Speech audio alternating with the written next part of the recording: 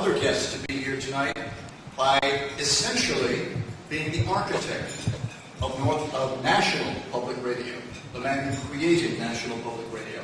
And we honor Robert tonight by inaugurating the Robert A. Mott Distinguished Excellence Award. It was created by a WSU alum who was inspired by Mr. Mott's example, and that alum is Robert J. McDonald. Where's Robert? Robert, can you stand up? Oh, I'm sorry, Robert. My mistake.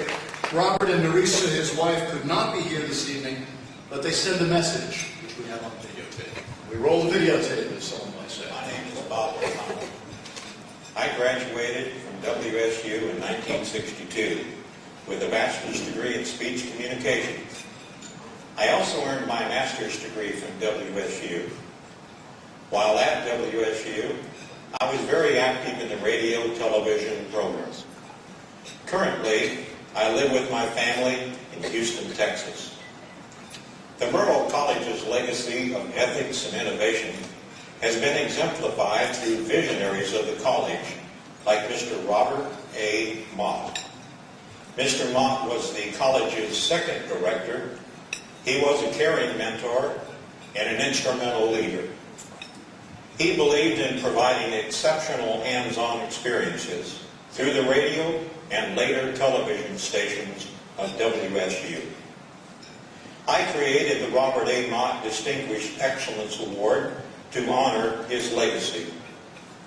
It is my intention that this award will be the standard by which all Murrow students will aspire, and Mr. Mott's impact will live on through their commitment to ethics and professional excellence for years to come.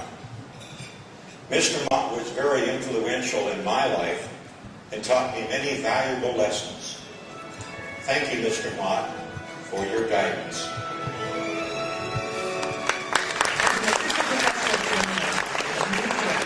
WSC in the 1950s, Mr. Mott set a high standard for budding journalists, whom he guided to professionalism. He was never Bob to his students. He was always Mr. Mott, an indication of the respect he instilled in his charges. There was the right way, the wrong way, and the Mr. Mott way. It was the Mr. Mott way that produced outstanding broadcast journalists from WSU. To the faculty, Mr. Mott was the Colonel, a reflection of his military service and of his no-nonsense attitude toward broadcast journalism. In 1965, Mr. Mott became the chairman of the Department of Communications and manager of radio and television services for Washington State University. Not long after that, the Colonel jetted off to the nation's capital, where he served as the executive director of National Educational Radio and where his job was to form what would become National Public Radio. Mr. Mott then became Director of Station Relations for the Public Broadcasting Service, PBS. He also worked as Director of Operations for the Public Service Satellite Consortium, where he later served as Executive Vice President. Robert A. the Colonel Mott is one of the most respected and beloved teachers in the history of WSU. It is our hope that the Robert A. Mott Distinguished Excellence Award will help propel new generations to the top of their professions.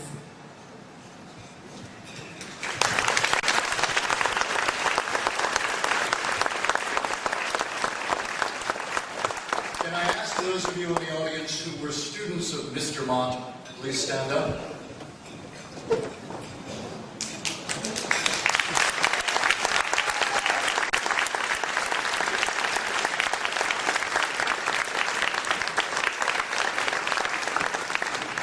Bob Mott is with us tonight, along with his lovely wife, and I'd like to ask you to join me up here, Bob, if you would. We are honored that you're here with us tonight.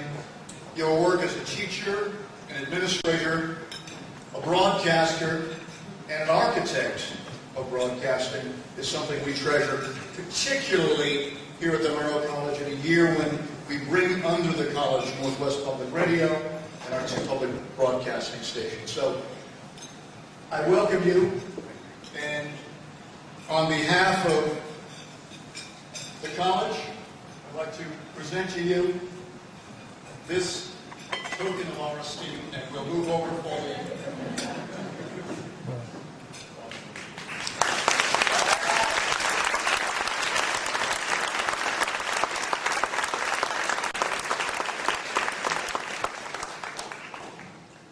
Thank you. Good evening. Years ago, an old-time radio broadcaster told me, never ad-lib when you had time to write a script. And I'm following that advice tonight.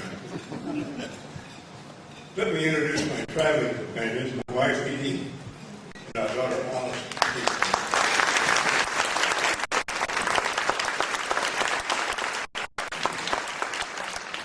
Incidentally, Allison is an alum of California, University of California at Berkeley, so please don't say anything bad about the Golden Bears until we leave town.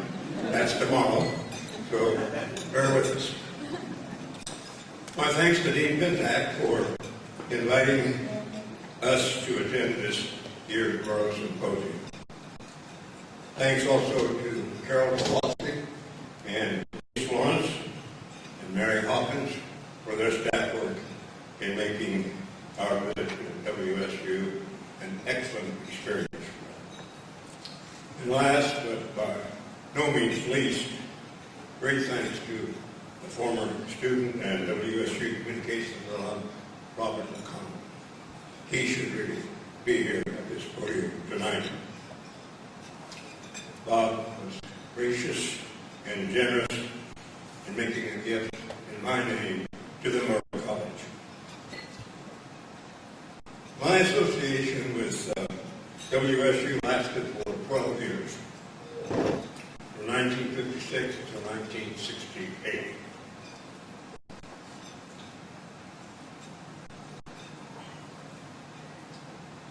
Bob wants this award to set a standard to which all undergraduate students will aspire. And I join him in anticipating that the award will fuel the recipients' preparation for professional work so they pursue their career aspirations. My association with WSU lasted for 12 years, from 1956 until 1968. That was a personally enjoyable time, and it was a professionally rewarding experience. In part, that was because all of the students were like the children of Lake Wobegon, Garrison Keeler's hometown. You'll remember there, all the children were above average. And that was true of all the majors in communication during my time on the faculty. They were all far above average. Bill, does that answer your question about my feeling about the former students? This theme this year of the Symposium is advancing the Murrow legacy. And that caused me to look back and ask, what did we do in the 50s and 60s to sustain Edward R. Murrow's legacy? Many accomplishments in that time, I think, fit this year's symposium theme. But three of the most significant actions were the activation of the public television station, the initial planning for a new communications building, and the establishment of the Department of Communication at Washington State University. Despite considerable resistance, 45 years ago, the Department of Communication became part of the university's academic structure. And to my mind, that newly formed department is the foundation for today's Murrow College of Communication. We all want the Murrow College to endure. So this university family, faculty, staff, students, the alumni, must share the task of nurturing and supporting our new College of Communication. If you meet that test, and I'm confident that you will. The Merle College will survive, and it will grow, and it will prosper. And the college will, more than ever, meet the challenges of the new technologies that are part of our future. For me, it has been an honor. You have made a modest contribution to the Merle legacy. Thank you again for the opportunity to express my appreciation to Bob McConnell for honoring me in such a positive way. And thanks to the Merle College, students and faculty, for letting me share some time with you. And thanks again to all of my former students who cared enough to join us here today. Thank you.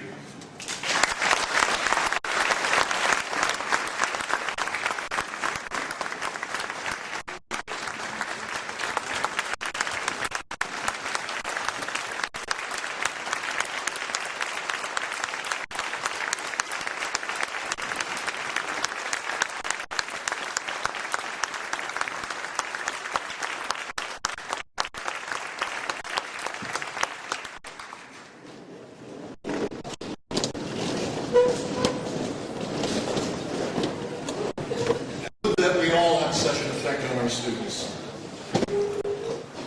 And speaking of students, there are many in the room, most of which deserve lots of recognition. I'm sure they all deserve lots of recognition. But we have a few that I want to specifically point out or call out, as it were. Our outstanding journalism students for 2010. Please stand when your name is called, and please excuse me if I mispronounce the name. Alexandra Swapich, winner of the Achievement in Journalism for Women. And his model is so important for all of us who are faculty in this college. I'd like to once more recognize him, and he didn't realize this is coming, but I'd like to invite Ellen McDonald, from National Public Radio, the head of news at National Public Radio, up to present another little token.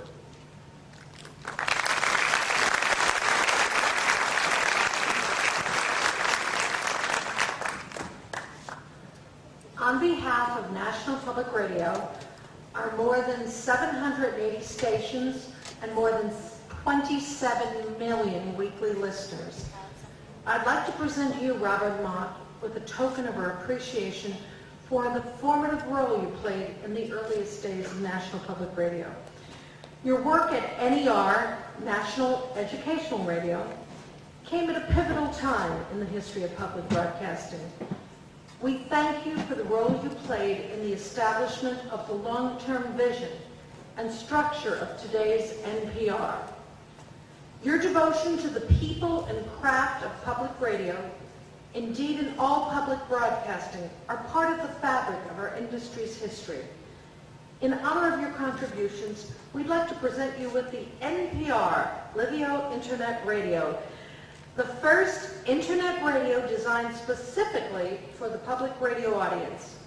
The radio features the live streams of thousands of radio stations, including more than 1,000 NPR station streams and 800 public radio podcasts. As you listen to it, you'll hear that the vision you had more than 4 decades ago has taken root and bears fruit every day. Please accept it with our deepest thanks.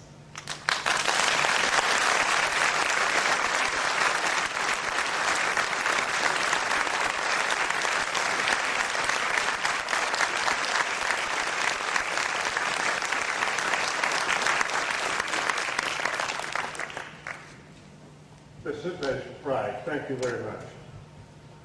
Earlier this evening I made some comments, and I just want to reflect momentarily about the fact that educational institutions such as Washington State University are the reason that we have the communication system that we have. It's far from perfect. It needs to be improved. It can be improved. It will be improved by the students and the faculty and the staff at the Merle College of Communication at Washington State University. Thank you again.